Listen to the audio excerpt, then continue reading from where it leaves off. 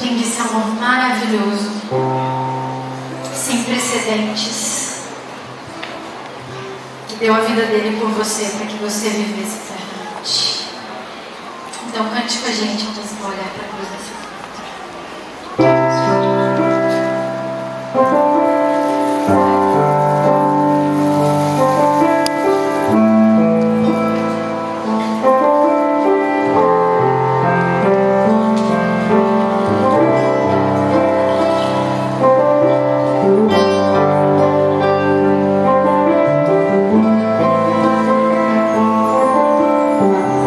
Vamos todos louvar.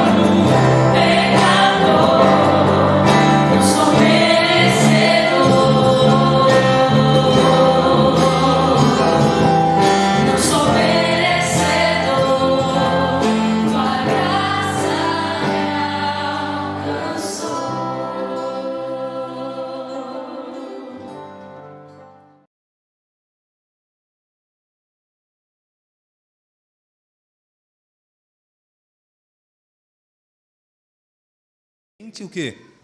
Os jovens, para servir. Esses homens foram chamados. E agora eles passam todo este tempo com Jesus. E eu gostaria de mostrar para vocês essa manhã exatamente isso. Que Deus, Ele nos chama, e quando Ele nos chama, é Ele quem nos capacita. E esta palavra, esta frase é muito conhecida de todos nós. Mas muitas vezes não colocamos nesta frase a confiabilidade que ela merece. Deus nos chama e Deus nos capacita. Uma outra coisa que me chama a atenção, e segundo ponto, é que Deus chama homens que eram imperfeitos. Eu gostaria que vocês lessem comigo alguns textos aqui de maneira bem rápida. Marcos 8, 33. Para você entender aqui exatamente o que eu quero dizer. 8, 33. Marcos 8, 33 diz assim. Marcos capítulo 8, verso 33. Jesus, porém, voltou-se e, fitando os seus discípulos, repreendeu a quem? A Pedro, e disse: arreda, Satanás, porque não cogitas das coisas de Deus, e sim das dos homens. Este Pedro foi chamado por Deus.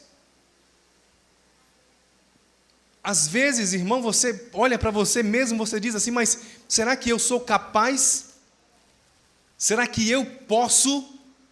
Será que eu vou conseguir? E Deus, Ele então diz, filho, é exatamente você que eu quero.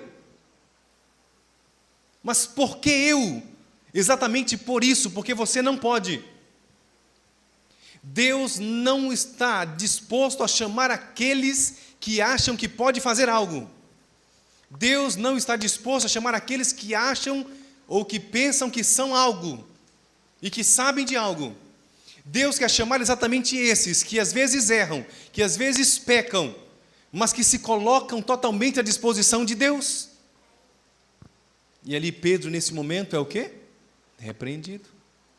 E muitas vezes Deus ele vai repreender você. Ele vai dizer, isso está errado, você não está fazendo certo, você precisa fazer assim. Deus não chamou 12 homens perfeitos. Deus não tem uma igreja perfeita aqui em Senador Guiomar.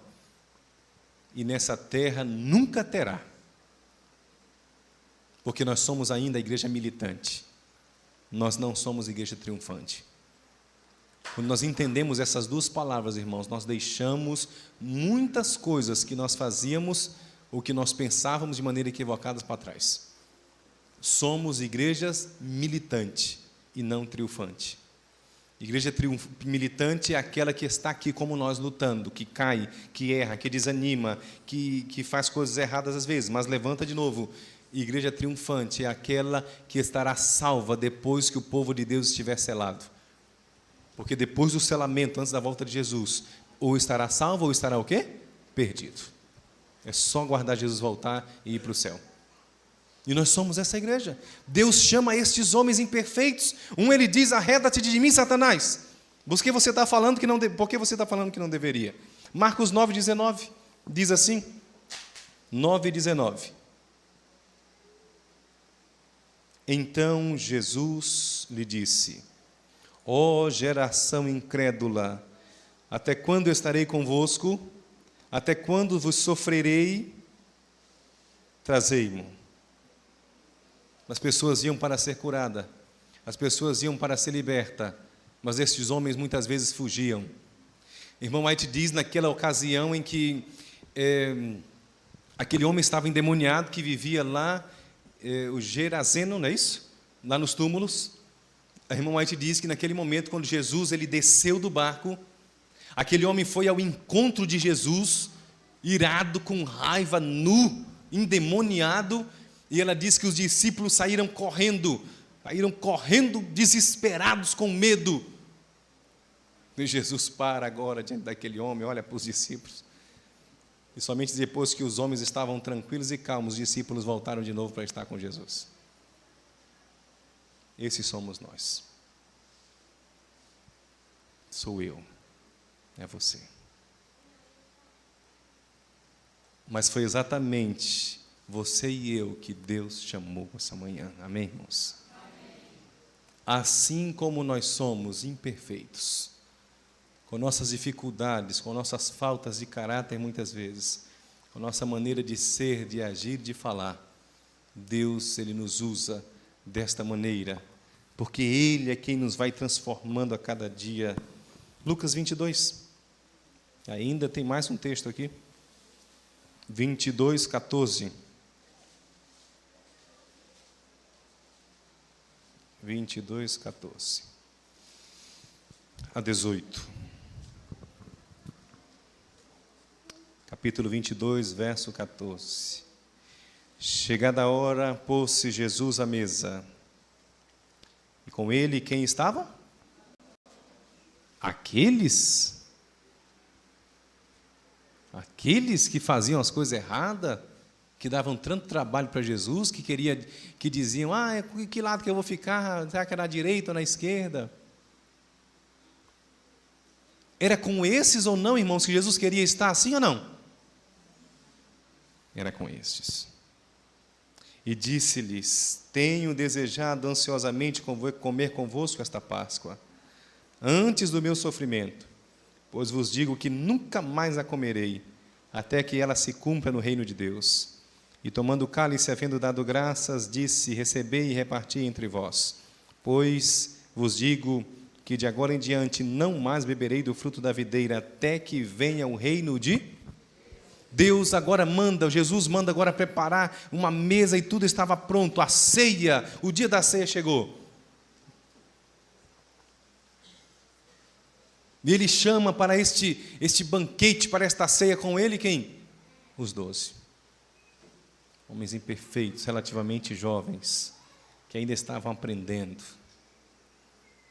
Jesus participa da ceia com eles, ali estava um traidor, mas ali ele permanece, porque até o último momento daquela ceia, poderia haver conversão ali. Sabe, irmãos, vocês sabem muito bem que depois disso, Jesus vai para o céu, o Espírito Santo vem sobre esses homens, eles não passaram a ser perfeitos, mas eles saíram, pregaram, e a igreja cresceu, e diz a arqueologia bíblica que eles chegaram até mesmo à África, levando a mensagem de Jesus, do Evangelho. Estes homens, eles se multiplicaram, e houve crescimento, e houve pregação, e houve cura, e alguns deles, quando passavam ao lado de enfermos, eles ficavam curados, e alguns deles, quando falava, o demônio saía. Quando colocava as mãos, a pessoa ficava curada. Estes homens, nós somos os discípulos modernos hoje. Deus chama a mim e a você, mesmo imperfeitos, e nós cremos que logo mais, igreja, o Senhor irá mandar a plenitude do seu Espírito, e aí nós iremos colocar a mão e as pessoas irão ficar curadas, os demônios serão expulsos, os tanques estarão cheios, e nós iremos batizar a noite toda. Para isso eu não posso o quê? Desistir. Porque esse reavivamento não é um reavivamento pentecostal. É um reavivamento sólido, claro e real do Espírito Santo. Os discípulos que não desistiram receberam a porção dobrada desse Espírito. Meu desejo, queridos, é que você nunca desista. Que você permaneça firme. A maior dor do coração de um pastor, imagina de Deus, é quando nós estamos por aí em algum lugar e a gente ouve dizer que o irmão fulano, que a irmã ciclana saiu da igreja, abandonou tudo. É muito triste. Pessoas que muitas vezes estavam conosco ali na linha de frente. E eu quero dizer a você, e eu tenho dito isso sempre, isso vai acontecer cada vez mais e vai ser mais comum na igreja, porque o tempo do fim chegou. Já estamos no fim, realmente. Já estamos na unha da profecia ali da estátua. Esse tempo chegou. E precisamos ser discípulos modernos. mas discípulos fiéis ao Senhor. Discípulos que hoje usa terno e gravata, que anda de carro, de moto, que anda em rua com asfalto. Mas o nosso chamado não é diferente do chamado daqueles homens. Chamado de pregar o Evangelho e mostrar às pessoas que Jesus está voltando. Como o último sermão que eu fiz aqui, é a mensagem do terceiro anjo. É a última mensagem. Adorai aquele que fez os céus e a terra, lembram? Esse é o nosso convite. Neste momento, queridos, nós vamos juntos participar da cerimônia, desse ato da comunhão, cerimônia do lava-pés, como nós chamamos. E eu gostaria que você abrisse seu coração para Jesus e participasse junto conosco. Quem pode participar, pastor? Ao nosso ver, quem sabe Judas, quem sabe alguns dos que estavam ali, que a gente não sabe, não está escrito na Bíblia. Nem poderia, mas Jesus sabia o que passava no coração deles. Mas Jesus, em momento algum, olhou para ele e disse assim: ei, você, e você também, eu sei o que vocês estão fazendo. Eu não quero vocês aqui na ceia. Não participe, vão embora. Jesus fez isso? Não. E se ele não fez, quem é a igreja para fazer? Quem é que pode participar da ceia? Todos aqueles que depois que fizeram uma análise pessoal, sentem o desejo de participar. Quem não participa da ceia, existe um grupo que eu posso afirmar: as crianças. As crianças, aqueles que não são batizados, obviamente não. Mas você pode participar. Pastor, eu não sou adventista, eu posso participar? Faça uma análise na sua vida, como é que você está? Você é quem deve dizer se você está bem com Deus, se você quer renovar a sua vida com Deus. Sabe, queridos, muitos irmãos às vezes querem um rebatismo. Alguns já chegaram para mim: pastor, você pode me batizar de novo, mas por que não? É porque eu acho que eu tenho que me batizar de novo. E o que eu tenho dito para os irmãos é: participe de uma ceia, seja rebatizado com Deus. Não houve escândalo, não, é só porque eu participe de uma ceia e comece uma nova vida com Jesus. Esse convite estendido para todos, que você participe conosco desse momento tão especial da ceia do Senhor. Amém? Vamos ficar em pé e vamos fazer uma oração. Eu gostaria que vocês saíssem ali para trás, os diáconos já estão, está tudo